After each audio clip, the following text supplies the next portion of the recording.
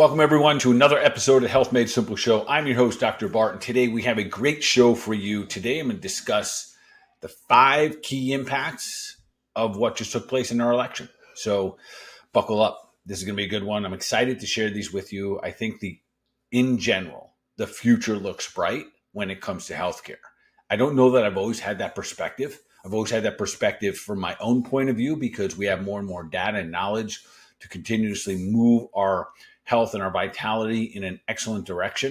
And yet today I'm going to share with you what I believe is going to be the impact of our current, the recent election. So keep doing your thing, keep sharing out, keep spreading the love. In today's episode, listen, I know might not sit well for everyone because immediately when I talk about this and I have any correlation to the election, we jump on one side or the other. I'll ask for a moment that you put that aside if you can and just hear me out. Because these are good things, and these are going to happen whether we like them or not. And I think overall, and I'm not even thinking, I'm going to say I'm super excited because I've been in practice for almost 30 years, and things I'm about to share with you today are the things we've been banging our head against the wall, saying, "Hey, listen, let's just have conversation about these topics. Let's dive a little bit deeper." And let's do that without all of a sudden calling each other names and saying, "Oh, well, you're a conspiracy theorist or you're a menace to society if you think that way." So I believe in the 5 things I'm going to discuss today, we're going to open up a can of whoop ass when it comes to when it literally comes to the conversations that we've been yearning for years and years. All right, so let's dive right in. Keep doing the thing. Keep sharing out. Keep spreading the love. And if you will go another step farther, apparently the algorithms to get more people to be able to listen to, hear, and see our podcast, sometimes it just happens to be enhanced by giving us a 5-star review. I believe you have to listen to the podcast and then you can go review. If that can happen, that'd be awesome. Thank you. All right, let's go into number 1. Impact number 1 that I believe we're going to see from the elections. I already actually know this for a fact. It's already happening. Many of these are already happening, frankly, which is really cool. So impact number 1 is that questions will be asked, opposing views will be heard regarding long-term policies, procedures, and protocols. Excuse me. So the number 1 is going to be that there's going to be questions about long-term policies, procedures, and protocols. I'm going to be specific on a couple, but I will also tell you this. This is just going to be opening up a can, and it's okay. It's okay that we question long-standing, long-term policies, procedures, protocols, way that we've been doing things in the healthcare system. Because to no surprise for many of you listening to this podcast, it might be for some, that unfortunately the people that are driving the healthcare system are actually not in it for the betterment of your health. I am not saying that the men and women within the system are bad, evil men and women. I'm not saying that. I'm saying the one that are pulling the strings do not have your intentions, your health intentions at the forefront. So with that being said, what do I talk about? I'll give an example. Just trust me when I say a lot of questions are going to be asked about policies, procedures, and protocols. One, for example, will be, what do we do about elevated cholesterol levels? Listen, this cat's already out of the bag. Almost everyone has heard by this point, maybe cholesterol is not all that bad for us. Maybe we can eat as much as we want. True. Maybe we can not panic if our LDL is a little bit higher. Why would I say something so bizarre out there? And I'm not going to go into all those details today because those are literally a podcast. I'll just give an example. LDLs, we've always been told the bad guy. They're not bad guys, folks. The LDLs are actually healing agents. Yes, they are healing agents. They're actually saving your life. What they do is when you have damage in the body, you have some inflammation, your body has a whole bunch of LDLs that are stored up in the liver. The body releases them. They go out to these areas, especially if it's in the arterial wall, like your arteries, and it sends these LDLs to go heal up that damaged tissue. Now, of course, every time we see where there's damage, you see the LDLs because they're trying to help you. Yet we've been taught all these years, you must lower your cholesterol. All cholesterol is bad cholesterol. And why do I say that? Because they just look at the total number and just start to drive it down. In fact, the number 1 drug in our country, I think something just overtook it, but the number 1 drug in our country for probably more than a decade has been statins. And unfortunately, we haven't asked the questions until now. You're already starting to hear the rumbling, but we're going to hear it more loud and clear, in my opinion, over the next couple of years, or not even really a couple months. And what we're hearing is this: wait a minute, cholesterols are what make all your hormones. Interesting. So if we go on statins, cholesterol lowering medications, you're telling me that I couldn't impact my hormones negatively? Yes, you can. Could you impact brain function negatively? Because most of your brain, at least 50% of your brain, the brain matter is made up of fats and cholesterols, and maybe 70% of the myelin, the protective mechanism of the brain, is made up of cholesterols. And you're telling me everyone who's on a statin is at risk of damaging or inhibiting brain function? The answer is yes. This is what I'm talking about. Policies, procedures, protocols that have been used for decades by the smartest men and women out there. At least we presume them as being the smartest. They're going to be questioned, and it's okay. These are good questions for us to have. They're good for us to look at them in the eye and go, hey, listen, do you think this is the best procedure moving forward here? Or are there other options? Are there other root causes? So that's number one. That's impact number one I think is going to happen. Hey, listen, another one we're going to see is the food pyramid. It's being exposed already. There's a new food pyramid put out. It is absolutely disgusting. Take a look at it. It's absolutely disgusting. Just type in the Google new food pyramid. There's literally junk food on it, ahead of things like eggs and stuff like that. It's pathetic. The average human being now who is certainly becoming more educated, which is the beauty, I think, the global impact of the election is going to have. It's going to have an elevating effect on our IQ about health, which I think is absolutely great. Look at the food pyramid. That's going to be another policy, procedure, protocols that are going to be flipped upside down, and a lot of questions are going to get asked, which is great. All right, number two, the impact of the election, I believe, is going to have a huge impact on the food companies and their ingredients. So the good news is this is already happening. I had a client come in the other day, lying on my acupuncture table, and says to me, "Did you hear, Doc, that they have that Kellogg's, the cereal company, has different types of cereal in Canada than they do have here in the United States of America? Could you imagine that they would do that? That they would put worse ingredients in our food than they would in Canada?" Would I imagine that? Yes, we've been talking about this for decades now. This is not new information. The challenge was that it wasn't being said loud enough and clear enough at the highest levels. So the good news is people are already hearing about this. And a lot of credit is owed to the people like RFK, the people like the Food Babe, who does not know who I am. I have no affiliation to them. There's so many good men and women who have committed their lives to creating some exposure. Are they trying to take down companies? No, they're saying, hey, listen, why are you feeding us all the garbage where you have better product in other countries? So the exposure is going to elevate the quality of food for us here in our country, for our children, for our families. Remember, folks, we are a sick nation. And it's not by accident. I don't think it's by accident. I think it's by strategic design. Keep feeding us crap, we're going to keep being sick. All right. So that's kind of number one wrapped up. Number two, that is number two. Food companies and ingredients will be exposed.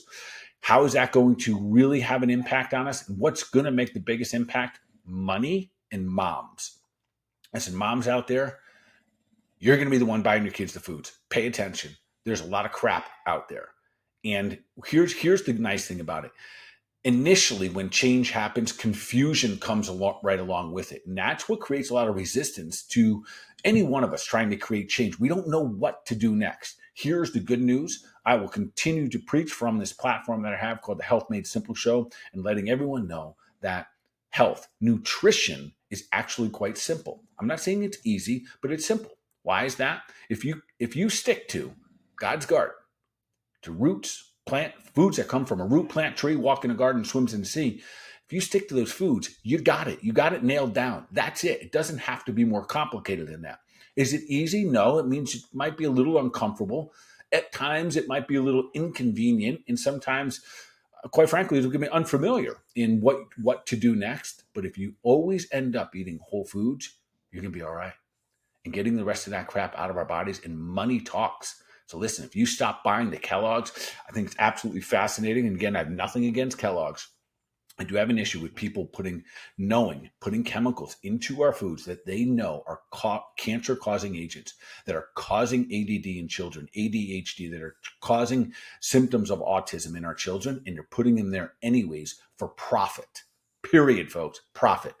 And because of the new election, because of the results and the people that are being put into place, these things are going to get exposed on the highest level. Do I think the companies are going to change? Of course they are. Why? Not because they're going to all of a sudden have a moral change of mind. No, they're going to look at their bottom line. They're going to look at the profit. They're going to see the moms not buying the Kellogg cereal anymore. All right, so that's number two, that I do believe that food companies and ingredients will be exposed. Number three is one might take you by surprise just a little bit. You can hear a lot of information about farming practices and the quality of soil in our country. This is a big issue, folks. Bigger than most people have any idea what it is. I think there's an estimated less than 50 seasons. I think, what do they call that? 50 harvests left in our country of any nutrients being left in our topsoil. What that means to you. So, to give you an example, the average topsoil in our country, in the farming, in most of the farms, are between 1 and 3 inches. That's awful. That's an awful level of soil left in our where our food is coming from. It means there's very, very little nutrients left in the soil. I've talked about this on our podcast before with one of the regenerative farmers out of a farm up in Georgia. It'll come to me in just a little bit. But the soil in our country is a big, big issue, and it will be addressed. I think I read recently somewhere on social media that Joel Salandino, I could be messing the name up, who is probably considered one of the grandfathers of regenerative farming, has been asked to join the USDA as a consultant. Folks, that is so exciting. It is so exciting that someone with a pure knowledge of how the soil works, how the relationship between the plants and the animals, and how keeping the pesticides and the herbicides and all these chemicals out of our soil so we don't have to consume them as human beings. Just that appointment right there, that by itself, having someone like that on our side is unbelievable. It's so exciting, I can't even tell you. I'll give you an example. Many of you know I use a company for supplements called Standard Process up in Palmyra, Wisconsin. I've had the opportunity a couple times to go up there and visit their farms. And when I go up there, I'm literally checking them out. Like, what makes them so unique? Why are they so much better than everyone else? Why does everyone talk about them being a whole food company and that their soils are so good? So we go up there and they have 900 acres of organic farming. And that's where their supplements come from. It's the only one in the country that does it. And what's so unique about it is that they have some topsoil that is up to 8 feet deep. That sounds like, wow, that's pretty deep. It takes millions of years to do that. So they have a very unique piece of property that, again, I said 8 feet deep, some of the topsoil. Where I just mentioned a moment ago, a lot of the farming practice where we get a lot of our food in our country are from conventional farming over and over again with pesticides, herbicides. Is killing the soil, killing the microbiome, killing off the bugs. The birds don't even visit these farms anymore. And why is that? Because of the pesticides, herbicides. Most of these topsoils in our country where our food is coming from, 1 to 3 inches. The good news is there are practices that can do this on a massive scale. That's the farce that a lot of people are trying to sell us, that you can't do this on a scale of trying to feed 300-400 million people. And the truth is that the regenerative farmers will tell you they can. We just need more regenerative farming. All right. So let's shift into the next category. And this one's already getting some heat, and the naysayers are coming. So mind you, as I say all of these things, as questions are asked, there will be a lot of finger pointing and name calling as well. All right. So that's good. That's coming along the way. So for a lot of you listening to this, you have already gotten yourself immune to the finger pointing and immune and name calling, because you've been many of you listening to this. And if you're new to this, awesome. But many of you are already on that side of trying to expose some of these conversations, the fact that our food and our soil, there's issues with both of them, that we have issues with this topic. The next one, the impact, I think the next impact is going to be on our water. We've already heard RFK talk about the conversation of getting fluoride out of our water. So immediately the naysayers come out of the woods. Man, they come out of the water. And next thing they say, well, my goodness, who is this quack job telling us that we don't have to have fluoride in our water? What do they think that people doing that have been using it for, decades and decades? This guy must be a whack job. We're going to hear those conversations. And the truth is, those of us who practice in healthcare recognize that fluoride is not so good for us, folks, especially in our drinking water on a regular basis. To give you a simple example, in clinic, we know that fluoride is one of in a category of what we call halogens, as is iodine. And your body has these little receptors. We call them baseball gloves on each cell. And your body's trying to collect these different halogens. And iodine, if you don't collect that, if you don't have enough of iodine, we're going to see a lot of dysfunctions in a gland called your thyroid. In our country, hypothyroidism is probably as high or greater than any country in the world.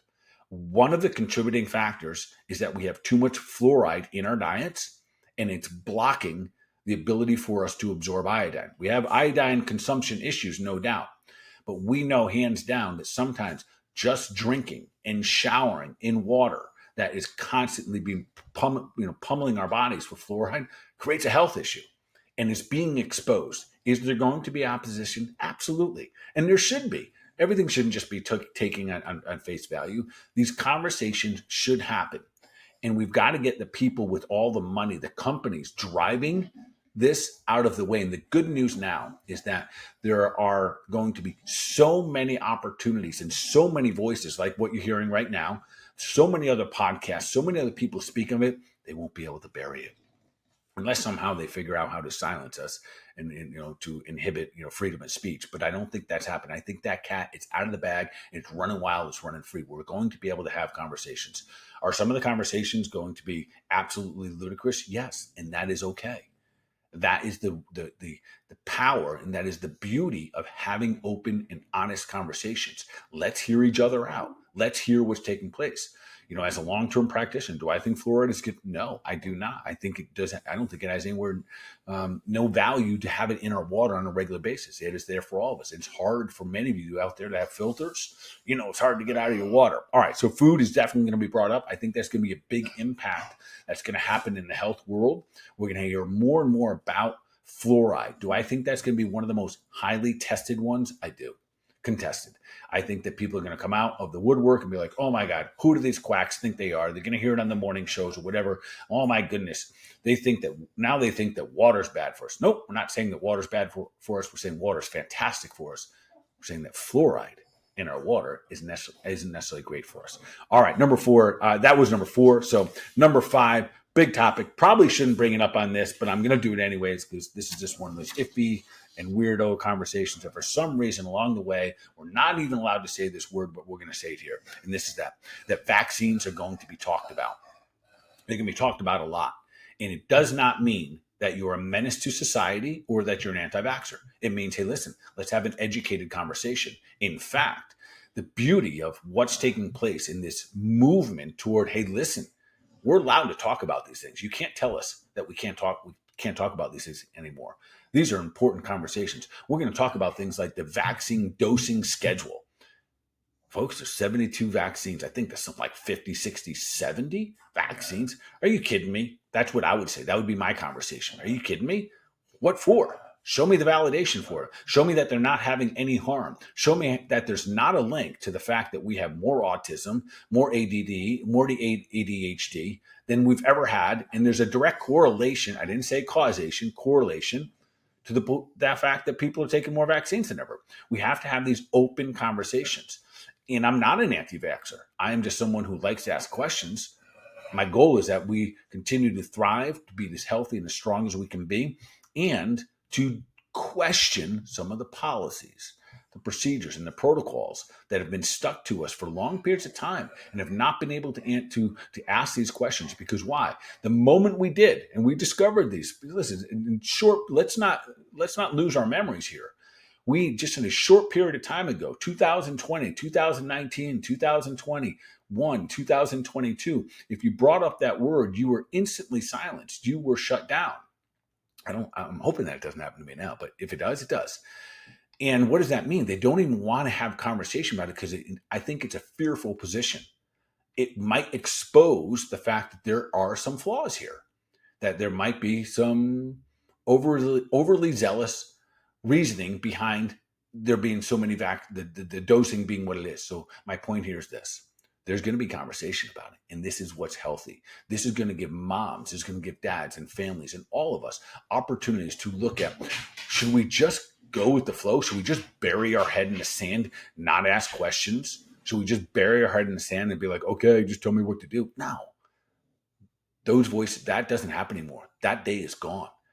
The beauty is that more and more people like yourself, more and more people like myself, we're asking questions. We want to know, is this good for me? Does this make me a better, stronger human being? Can I be a better mom, a better dad, a better brother, better sister, better friend, better grandma, etc. if I do these things? Or are there other options for me? And if there are, I want to talk about them. I want to hear about them. And please don't silence the people who are trying to talk about these. And again, we're going to hear the naysayers. They're going to come out in vengeance. They're going to come out double fisted and throwing knives and spears and all that kind of stuff and trying to bury people like they did before. The good news, it's not going to work. Why is it not going to work? Because basically the people have spoken. We have basically helped put someone up into the office, into the White House, RFK is who I'm speaking of right now, that is going to ask all these questions. And he's going to have some data. And people are going to say, well, what kind of doctor is he? All that kind of stuff. You know what? That doesn't work anymore. Information's information. And if you don't like the information, that's fine. The beauty is you still get to make your own choice. We're not saying all of a sudden you have to take on these new policies and procedures. We're saying, listen, we want a voice as well. We want to know that the policies, procedures, the protocols that are being used or semi-forced upon us are going to be the best thing for our overall health. All right, so where does all this go? What is all this exposure? What is this impact? What happens here? So I think a couple things, and this would be more of my opinion than anything. Many of the current doctors right now that are out in the practicing, they are not up to speed on the current new options, new possibilities. Do I think that your pediatrician that you've been going to all these years, all of a sudden are going to start talking about vaccines in a different light? I do not. I think there'll be different ones. And which ones are the different ones?